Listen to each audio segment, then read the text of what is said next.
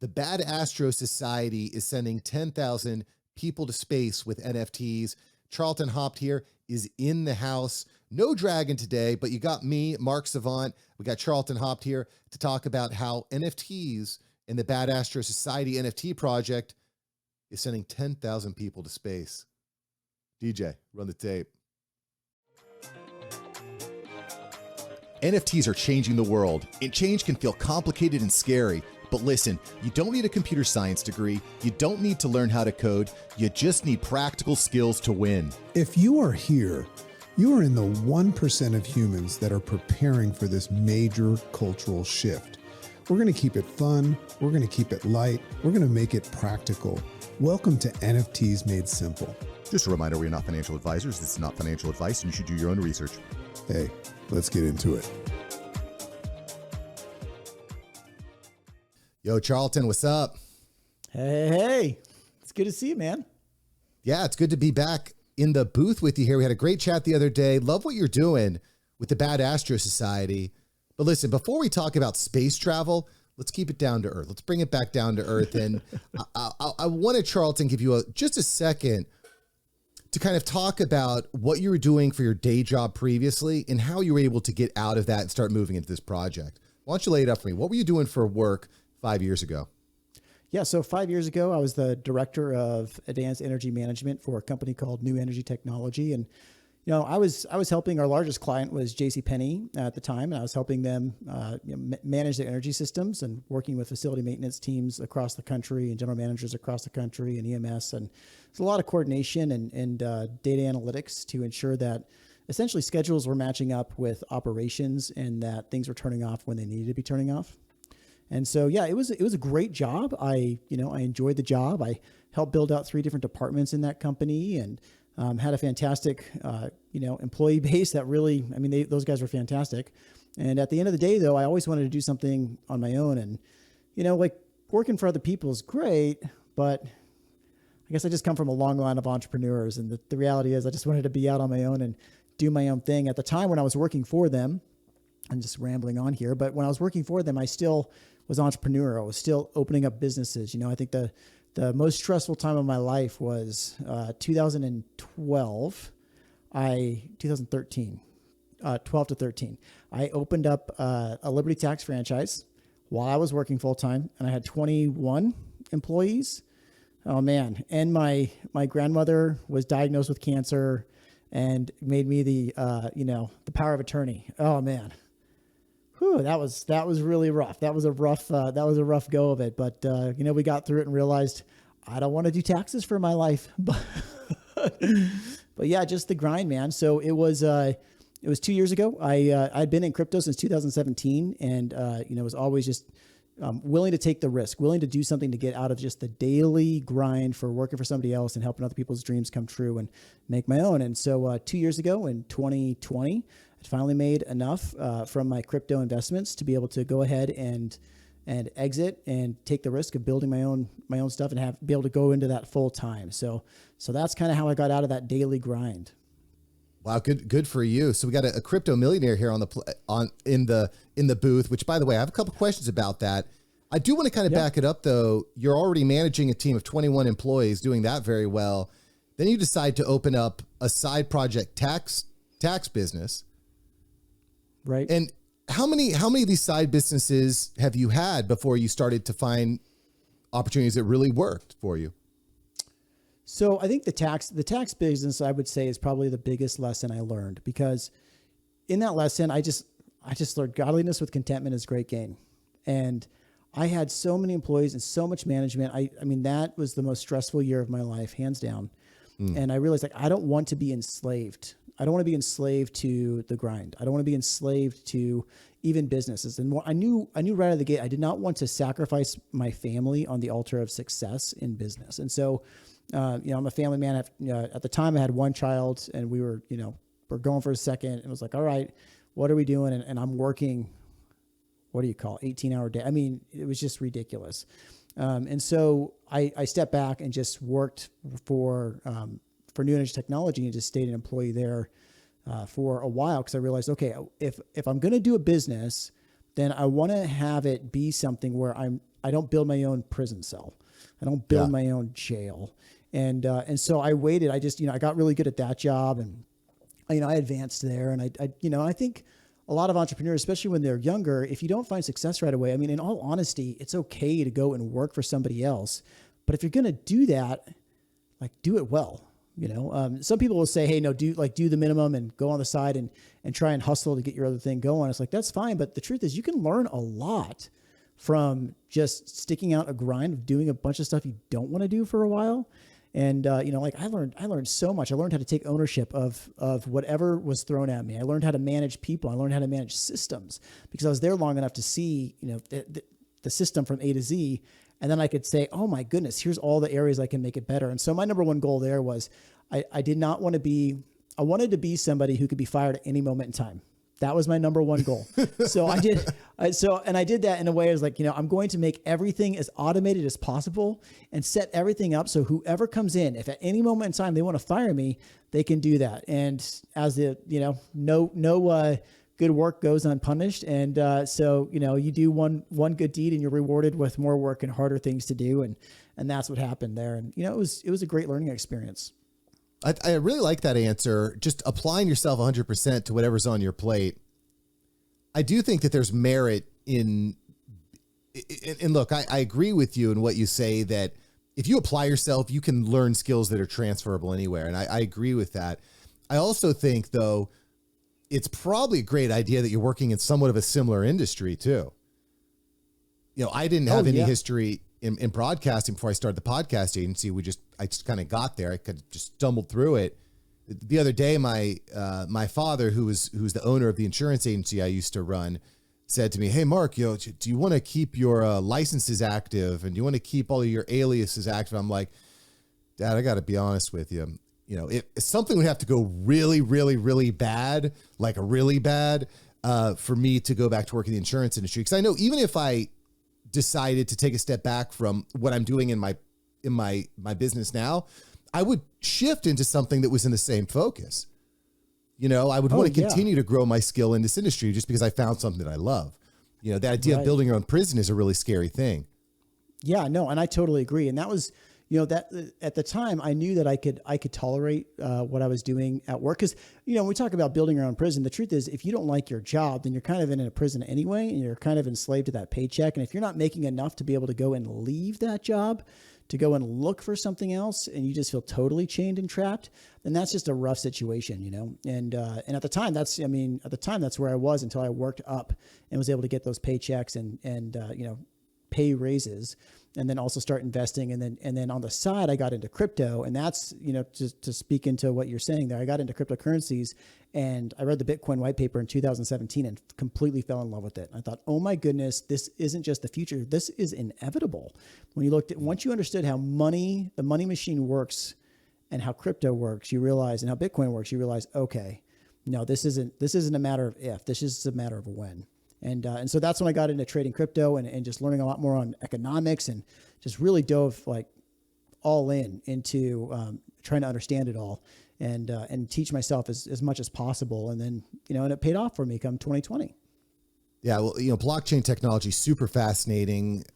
I could go deep into crypto as well. Just, the fact that there's a finite amount of Bitcoins, you can't just print more Bitcoins. Like there's only so many. So it's kind of, the reverse of it's deflationary. It's not inflationary like dollars are, which is interesting. A lot of cool advantage. You could really get me down the rabbit hole and start talking about crypto. Oh yeah. It solves all sorts of cool problems. It does. And I think that's, you took the idea right out of my mouth here, Charlton, because it solves a lot of problems that we faced before, but this technology, crypto, NFTs, metaverse, virtual reality, augmented reality, it's going to invalidate a lot of old careers and old jobs. AI too, by the way, you may have heard this thing, AI. It's terrifying. It's opening up all sorts of new avenues, Right. Yeah, no, it totally is. And when you look at blockchain and all the different possibilities that are there. Like you recognize one, we're in a brand new world. It's the Wild West in blockchain technology. Obviously FTX just happened and everything that's going on there. We're in a crazy bear market and it's exposing some vulnerabilities. But two, once you look into the vulnerabilities, you start to see like, oh, these are all central actors, right? I mean, the largest scams in crypto have all been with centralized exchanges, and all the major scams have been with centralized exchanges and centralized organizations. So, when you think about blockchain as just decentralized, and the idea of making money more essentially frictionless, and that allow communities to be able to build wealth just by building value and deciding like even a micro community deciding that something holds value rather than, let's say, the global community deciding it. You have all sorts of benefits, and it's amazing, and that's where we stand. But it is, I mean, hey man, like the world is changing, and it's only changing faster. And there's only going to be two options, right? Like shrink back in fear or buck up and get after it. See the opportunity and go. Now's the time, man. I mean, it's just, there's so many really cool applications, and just the thought of building a business the way that a business was built 20 years ago, to me, just seems completely antiquated, which is one of the reasons I really wanted to get you on here to kind of talk about your experience building out this NFT project, because I think NFTs are going to hold a lot of new opportunities for people, for creators, for young entrepreneurs to build really powerful businesses. And I kind of want to talk about, again, I want to talk about Bad Astro Society and kind of talk specifically about some of these pieces of your business puzzle. So why don't you just tell me real briefly here, what is the goal of Bad Astro Society, and what was the impetus to start it? Okay, so the goal of Bad Astro Society is it's incredibly ambitious. And I would say that it is the most ambitious NFT project to date, bar none. And our goal is to send 10,000 people to real life outer space, not the metaverse. We're talking people getting on rockets, and like rockets with SpaceX, and or balloons with like space perspective, or you might have a hybrid rocket jet like you have with Virgin Galactic. So there's all these different space experiences, and our goal is to get 10,000 people to real life outer space by purchasing them the tickets via NFTs and our club membership that we're doing. So the impetus for this, and what really got us going on this, was I've been in crypto since 2017, and did well for myself in trading, and I've been doing well in trading, and realized more and more that when it comes to trading, people like the really good traders, they put a little bit of money in and they take more money out than they put in. And the bad traders put a little bit of money in or more money in, and they take less out than what they put in. And when you think about it, that's all that trading is. At the end of the day, you realize, well, wait a minute, that just means I'm just taking. And I don't want to live my life just taking. I want to produce something. I want to do something amazing. And at this point, I don't have to worry about finances. And so I think, well, wait a minute. There's other people out there who do. And what can we do that's amazing that the everyday person cannot do? That, like, how could we dream really, really big?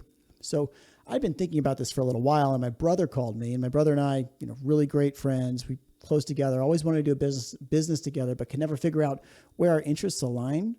And he started talking to me about NFTs, and I told him, I was like, no, I don't want to do NFTs because it's just a bubble and it's just a JPEG, and I don't really get it. I get it on the supply chain management side, which is a whole nother route I could go on for hours about and how amazing that is. But for these JPEGs, I'm not really tracking.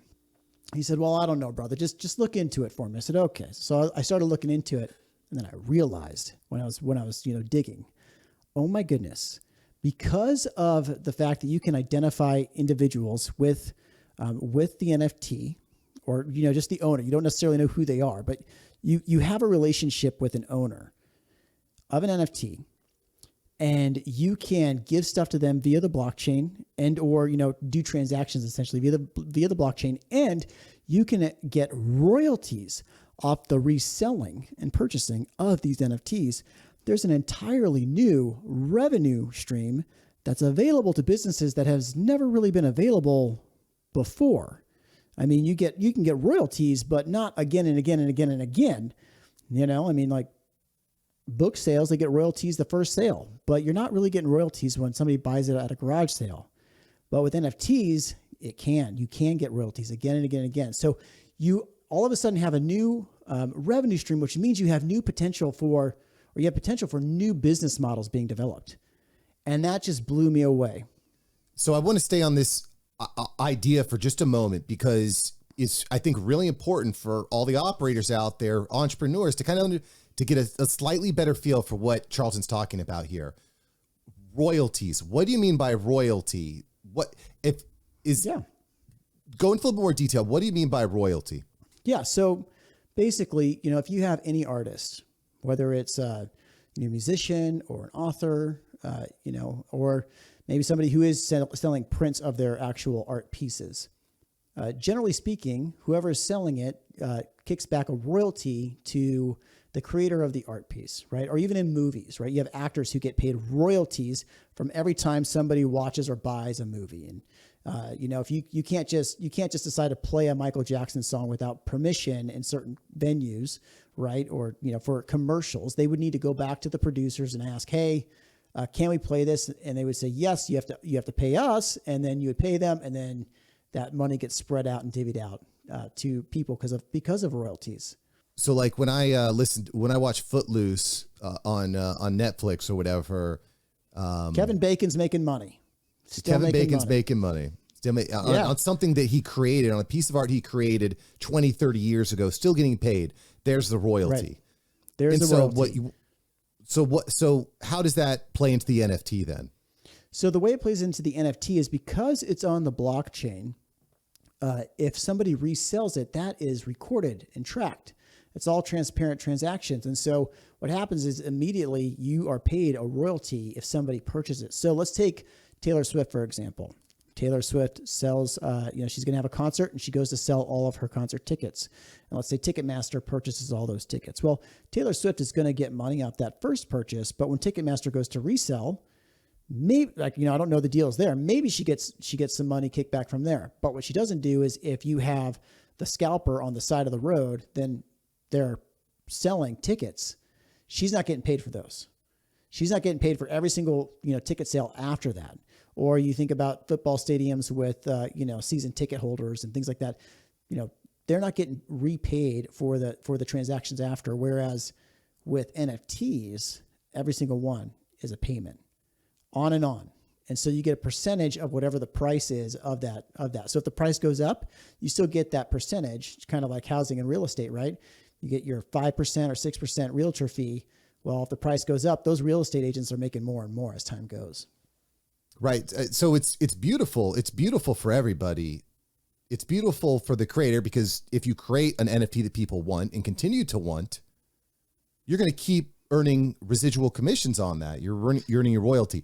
The other thing that I think is great for the community and the members that actually own the NFT is you understand that the creator is incentivized to keep the demand up for that NFT. There's Absolutely. A reason why, Gary Vee and the V Friends project, he's talking about 30, 40, 50 year plans, right? Because he knows if you can keep the excitement up for a project, you'll continue to get royalties as the tickets, in this case, get sold back and forth. Brilliant. Yeah, absolutely. Absolutely. And then not only that, but you get, you want to keep a relationship with them, but then also it's kind of the same thing. What ends up happening is you build a community. And as you know, once you have a community built, there's all sorts of cool stuff that you can do to either sell to your community or to use your community or utilize your community to go and accomplish something big, right? So, that's why, like, if you have a large enough community, you can at Elon Musk and, maybe get some attention there. Or for political parties, maybe they want to, help drive people toward a certain outcome or goal for, some big thing, some big event that they're doing. So there's all sorts of really cool stuff once you have the community, but then just like you said, you're absolutely incentivized via royalties to continue to grow the project and continue to essentially make the magic happen. The community is like one of the most popular things. It's something that every NFT project talks about. It's the community. It's the community. It's the community. What ways are you looking at community when you try to set aside the Bad Astro Society? How are you going to make the Bad Astro Society community more compelling? Yeah, so that's a fantastic question. So at the end of the day, and this is really interesting, is that at the end of the day, every community is going to form its own culture, and culture does flow from top down. But when you have people coming in, there's just a reality of managing is the wrong word, but essentially kind of shepherding conversation or getting people engaged. And so on our end, our whole thing is like, well, we have two different types of communities that we're trying to bring together. It's one, we're trying to bring the cryptocurrency space, in on this.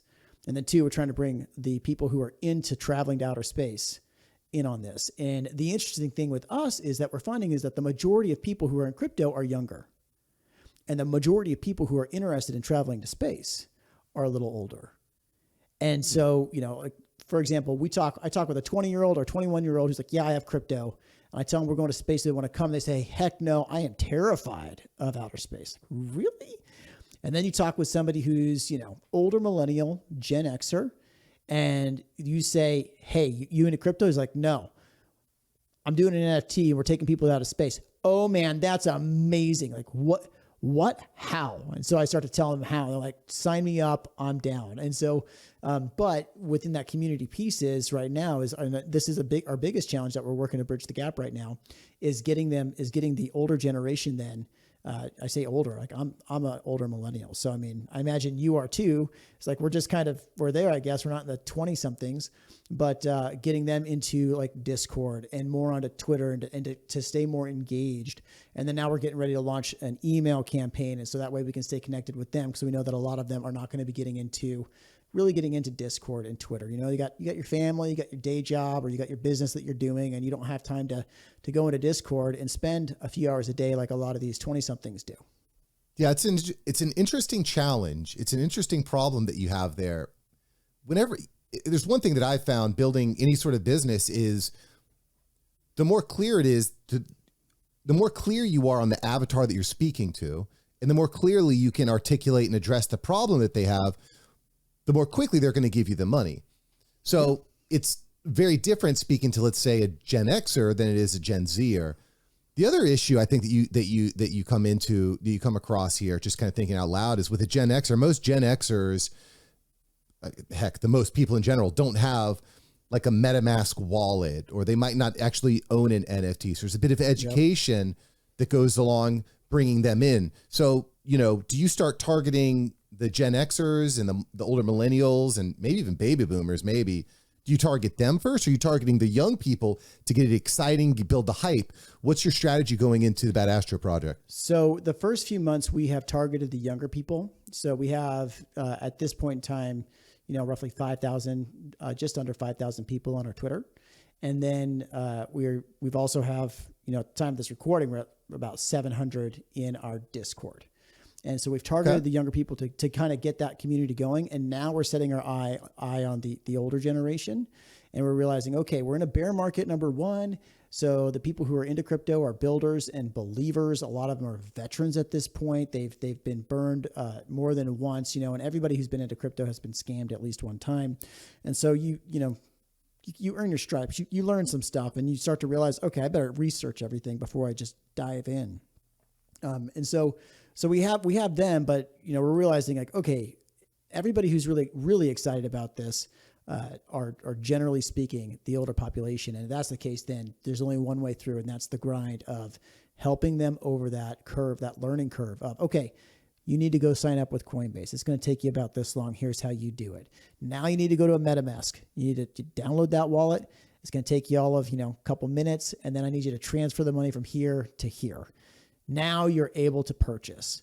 So we just need to take them through that. And so, right out of the gate, again, the landing page, we're going to have a free course of how to do that, and a free course on basics of NFTs and things to be aware of and why they matter and why there's a very promising future for NFTs. And it's just something to be aware of. So yeah, so that's where we're at with that. And it's, the truth is with that, again, like you're absolutely right. We see that the path is down that road. And so that's where we're going. It's not an easy road. I mean, I can tell you right now, if we started a year ago, I think the idea alone would have been enough, because a year ago, people weren't even thinking. They were just throwing money at projects, And so this idea that we have is, we have all the probability, or we have all the math laid out of how we're going to do it. and it's all there. But since so much money and people have left the market, now it's just that grind of, okay, we need to get new people in who are really understand it. And the truth is that really helps us out, because then we know that they are understanding what they're buying, which is a good thing. So it's just education and further education. Yeah, I mean, I almost wonder if the whole FTX scandal, which is the big one, there's been several, but the whole issue with FTX, I wonder, is that maybe a good thing for NFT projects moving forward? I think it brings these issues closer to the surface. People start to realize, holy crap, we're talking billions, if not trillions of dollars in these industries. Okay, that's got my attention. But I think at the end of the day, I talked to Roberto Blake about this on After Hours Entrepreneur on the show. And he was like, we need for like the big mainstream people to start adopting it. Once, ESPN adopts NFTs, or you buy all your NFL tickets with NFTs, or, American Airlines, you're traveling with NFTs. I think that'll start to bring it so that we can stop worrying about how to actually buy one and focus more on the stuff on the back end. Like, how do we set up a good royalty program? How do we galvanize the community using a program like Discord? I think that's what's really interesting, just to kind of see the way that this thing lays out. Right. Totally. And I think too, when people talk about NFTs, there's all sorts of different types of NFTs, right? I mean, a Taylor Swift ticket could be a concert ticket, could be an NFT, anything really can be turned into an NFT or use an NFT for its use case. I mean, even if you're selling a bottle of wine, you can have an RFID chip that's placed in the cork. And so that wine, has been recorded all along the blockchain from the time it was bottled, shipping everything to the store to the time you buy it. You can then take pictures and tell a story of you with the wine bottle before you open it. The moment you open it, that RFID chip is broken. It will not be connected to the blockchain, and the life of that, that NFT is over. So you can use NFTs that way, and that can go on for 200 years or however long you want. So that's just a supply chain option, or like the ticketing option. And then you have what we're doing, which is more of like the art piece option. But you're absolutely right in that it would be really helpful for us if we could say, yeah, whip out your credit card, here it is. But and technically we can through Shopify. But I've seen, right. I have heard some projects that do that, but not sorry to cut you off. Yeah, no. So, but the concern there is essentially getting refunded. So it's a refund concern. So because crypto is so volatile, if somebody just calls a credit card company and say, I actually don't want that, then we would then be forced to refund. And then we also don't get the NFT. And so then right. So then we have a problem. Whereas if you just pay in Ethereum, there's no refund option. Like what you bought is what you bought. And so that way we're protected from those kinds of things. And so once crypto stabilizes a little bit more, then that'd be great. We wouldn't have to worry about that kind of volatility, even within the transaction. How hard has it been for you to actually create the NFTs? Do I need to take a 10-year course on coding to actually figure it out? How complicated is it? No, so that's not complicated. I mean, you can go to OpenSea and you can create one. You can just like download a picture and create one yourself. I have know people who did that with their kid, right? They're just like, my child has an NFT and it's a picture of their shoes or maybe of them or whatever, and create it that way. But when it comes to the artwork for us, I mean, we spent 6 months on the artwork. We have 10,000 different variations of these astronauts. We call them Astro Joes. And so we have 10,000 different variations of them. And yeah, so they're really, really cool. We really, really like them. And then we turn around and made our own code for the transaction that'll happen, because if you go with one of these larger outlets like OpenSea, then essentially they can generate the code for you, but then you lose control of that code should anything go awry, or you're kind of just giving them the control, this centralized entity, the control over your project or your community. And so if you have promises that you're saying, hey, this is the utility that we're doing and this is what we want to do, that's fine, but just recognize you have third-party risk with, like let's say OpenSea, if you can't just decide to pull your code and pull your project and move, right? So if you make your own code. So I just want to try to understand this a little bit better, because what you're saying makes sense. If I go through a third party like OpenSea to create my NFT, I lose some of the control. I don't want to do that. I don't want to lose the control. Right. That's part of it. That's really the unique selling proposition of an NFT is you have the control To me, that's the unique selling proposition. So you go outside of that platform to get the code written, right? Mm-hmm. I assume you would hire someone, or is it too complicated to build yourself? So you can build it yourself if you know how to code. Since this is our first project going into it, we've hired a consulting firm called Decentralized Solutions, and they've been fantastic. And so they've helped us build the code. And then once it's minted, then it goes straight on to OpenSea. So we can still sell it on OpenSea, but should anything happen, we can also sell it somewhere else. We can just take it and move it elsewhere. Right. You beat me to that point. Is I want to make sure that I can actually sell this thing on the market, and the marketplaces are where transactions happen. OpenSea is kind of like eBay for NFTs for anyone following along. Anyone can buy them, anyone can sell them there. Some are verified, some are not. Right. And there's a lot of other marketplaces as well. OpenSea is just the largest one. Right.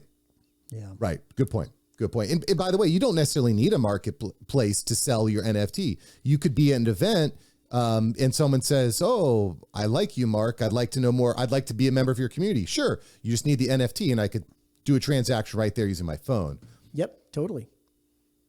So there's some really cool things. Or maybe it's one of the members of your community that are selling an NFT to someone, and then me sitting at home in my dark, dank studio here, I'm getting a royalty from that transaction that happens halfway across the country.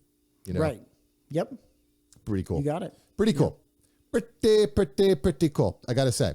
Okay, so let's talk a little bit about the enormity of the project. You mentioned that the Bad Astro Society is the most ambitious NFT project on the market, and I don't necessarily disagree. You're looking at sending people to space.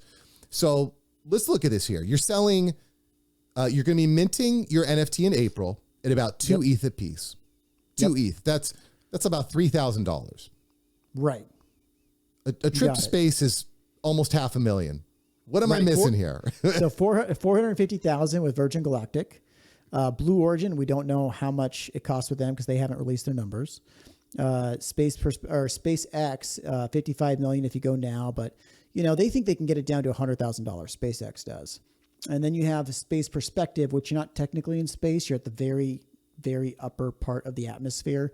You're on the edge of space, but that one doesn't take any training, and you just walk on with your family if you wanted to and go on that one, which is pretty cool.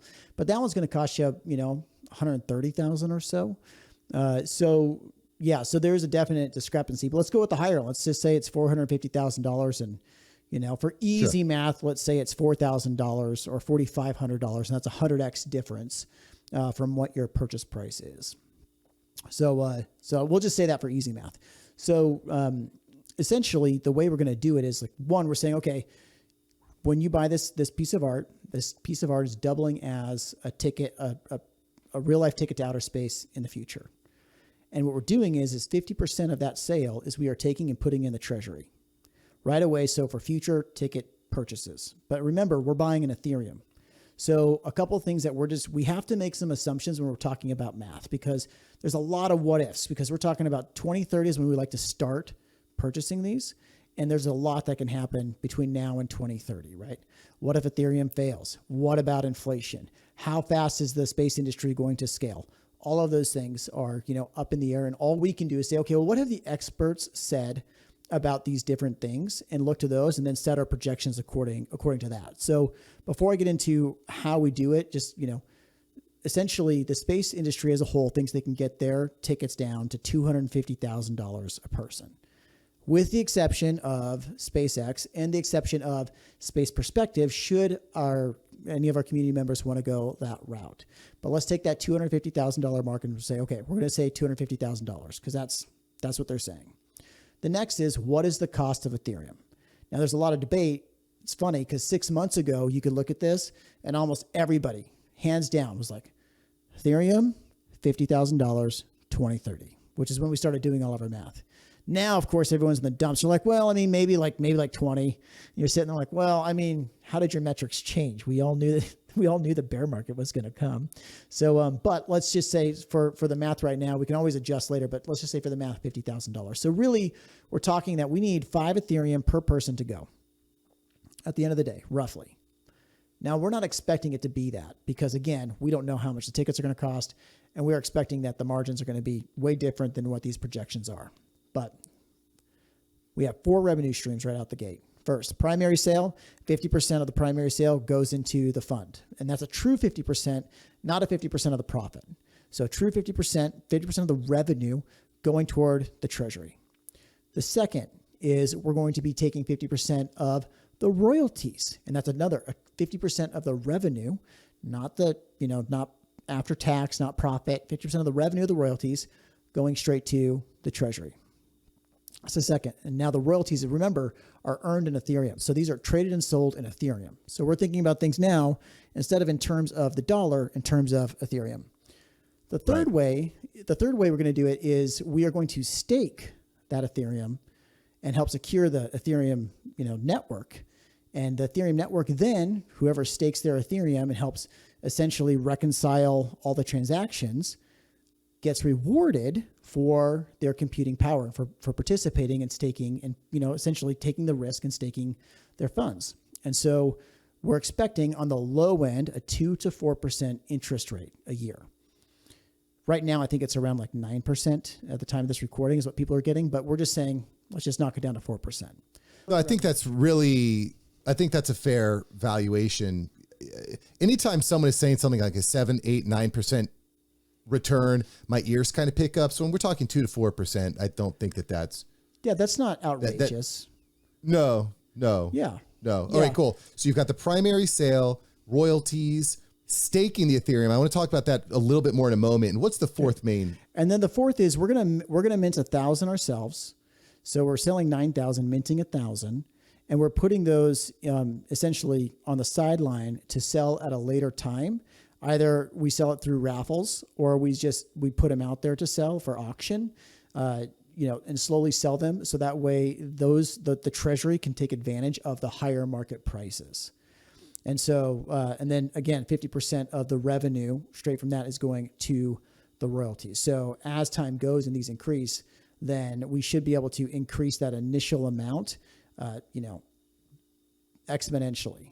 So, like for example, let's just say we sold the last 1,000 for about 50 ETH a pop. Well, that means that would be 5,000, or I'm sorry, that'd be 50,000 ETH. Into like 50,000, 25 because they're cut in half, right? 25,000 into the treasury. Well, the treasury has for 10,000 different NFTs. Well, that means that's an additional 2.5 ETH per NFT right there into the treasury. So it that last bit can really help. And if, should we decide not to sell them, we can always nix them and then just go with what we have. But that's not our game plan. I mean, as time goes, people will see the value and they'll see the consistency and the trust build with the treasury and say, oh my goodness, these things have value. Look at this. And they're actually building. And so as time goes, we expect that demand to continue to increase. Well, I was going to say, I like the financial makeup of what you're doing. I'm not an expert in any means when it comes to capital markets, but the Ethereum staking to me makes a lot of sense. If you're new to what this means, Ethereum that's out there can be traded, bought, sold, you could do whatever you want with it, right? But when it's staked, it's locked, it's frozen on the blockchain. It cannot be moved. It cannot be transferred to a sister, daughter, auntie LLC where it can get reinvested and in all a lot of the madness that we've seen in the past. It's just sitting there. And I'm thinking, and forgive me if I'm wrong here, Charlton, but I'm thinking that if the ETH is staked on the Ethereum blockchain, that's public information. So I could go and I could easily see, okay, Bad Astro Society has 1,000 ETH. It's transparent. And that's the beautiful thing about it. So you can see what we're doing. So we're doing it all in like, hey guys, here's what we're doing. And then should anything happen, we're being transparent with the community. Here's what's going on. Here's what we're doing. And there it is. You have access, which is really, really cool. Super cool. Yeah. So we think we can do, we think we can get to that 250,000 per ticket mark just with those 4 different revenue streams. But if you want to think about it just a little bit more, you think, well, wait a minute, you're telling me the primary sale, okay, that's all the legwork, but once it's done, it's done. The royalties are automatic. It's not really a lot of like legwork for the team. The staking, that is some work on the programming side and some maintenance, but not a ton. And we're talking about some computational power and a programmer and to make sure that, machinery is working, but not a ton of work. And then the last is the sale of the last 1,000, which will be done over time. But again, not a ton of work. So we're talking about we think we can get there just with that. But just like we said in the beginning of all this, we don't know what's going to happen with the price of Ethereum, the price of the tickets, nothing. So following that, right after that is we're going to be starting project after project, and 10% of every following project is going to essentially tithe to the Bad Astro Society's treasury to continue to stack revenue streams. Because we don't know. So we have this, but we're saying, okay, well, at the very first initial raise, we can do this. Then boom, we set that aside. That's clockwork that we continue to build a community. We continue to build trust. People can see what's going on. We launch the next project with its own utility and everything. 10% goes in, boom. And we just keep stacking revenue streams. It's very cool. It's very cool. Because our whole goal is to meet it. I mean, I would just love to be one of the guys that say, yeah, I helped 10,000 people go to space. It just sounds so cool, man. Well, I'm sure, listen, you're on the right track, and I very much like this usage of NFTs as a way to fund it, as a way of being transparent, as a way of building community, developing royalties. Right now, we're about to go into January 2023, so everyone's setting goals, New Year's resolutions, and all of that. And I have some very specific goals over the next 6 months. I know that in 5 years, NFTs, I'm going to be making a lot of money off of NFTs. I know that I'm going to be in the space just because of some of the concepts that we just barely touched on here today. Charlton, are so powerful. They are so, so powerful. You can be your own bank. You can be your own venture capital firm within your own organization. You can add digital products to accompany your physical products. You can give access. There's so many cool applications. And just hearing the way that you're going to be leveraging NFTs to build up the Bad Astro Society project is really, really, really, really cool. One more question I have for you here, before we get into the rapid fire section of the interview, Charlton, is revolving around promoting you. So let's say you pull it off. You got 10,000 NFTs. They're available in April. Okay. Now what? How do you get people to actually buy them? What's your game plan? So right now, that's where we're doing all the legwork with building the community. And by then, when it comes out, we'll just be rapid fire. Everybody, now's the time to go. But the way these NFTs like communities really work is you sell whitelists, or I shouldn't say you sell, you give away or can sell a whitelist spot. And all a whitelist spot means is it says, hey, this person is allowed to buy before the mint goes public, before it goes to the secondary market, before anybody can buy it. And so our goal is essentially either sell or give away 10,000 whitelist spots by the time it comes to mint. So all those people, when it comes time, they'll have a 12-hour window where they can purchase first. They have the right to purchase first. And then whoever's left, it goes to the secondary market to come in, the regular public who are just now finding out about it, to be able to purchase. So that's how the large majority of these work out, and that's how we're building ours too. So that way we know a general demand of it right out of the gate. We know that this many people have shown interest, and so we're presenting it to them as that they have the first right of purchase. I like it. Exclusivity is, I think, a powerful thing too, or that FOMO. Just like, I'm going to be in on this trip to space. Pretty cool. Pretty cool. Yeah, I like it. Yeah, you don't have to buy it from somebody else at a higher price. So you're good. No kidding. That's definitely what happened with the VFriends Series 2 project. All the whitelisters, they got all these special benefits. It was cheaper.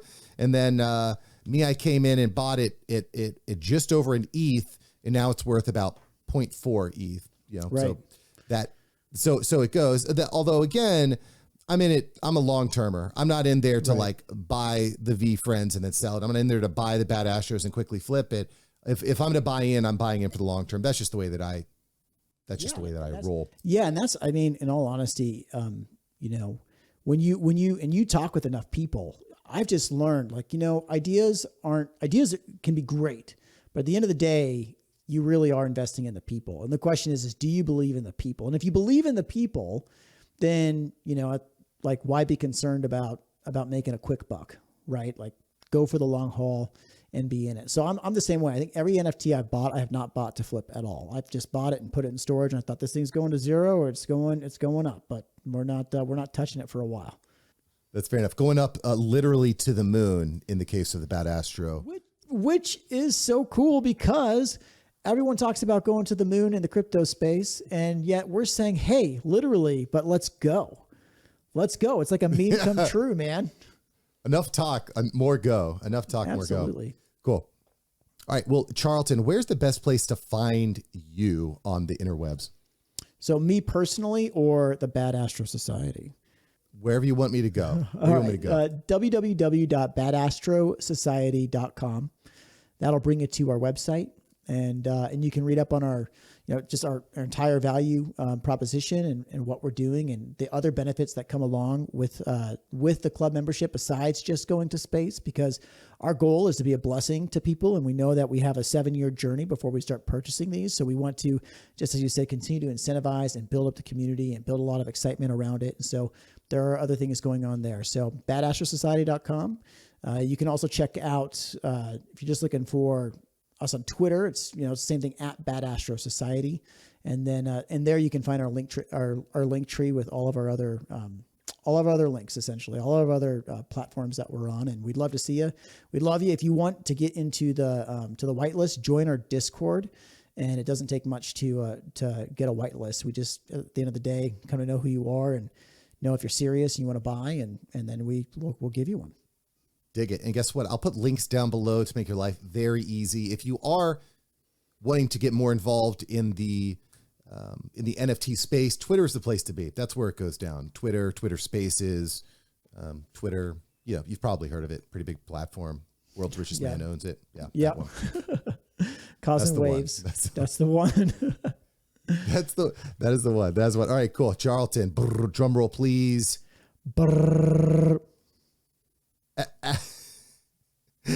It's time to get into the rapid fire section. Here we go. Charles just laid up the drum roll. Charlton, if you could live anywhere in the world, where would you live? Ooh, that's a good question. That's a really good question. I think right here where I'm at, honestly, right here where I'm at for this stage of my life for the next 20 years, I'm happy to be here just north of Nashville, Tennessee. That's the right answer. Right where I'm at. That's the right answer. What's the scariest movie you've ever seen? Oh, gosh.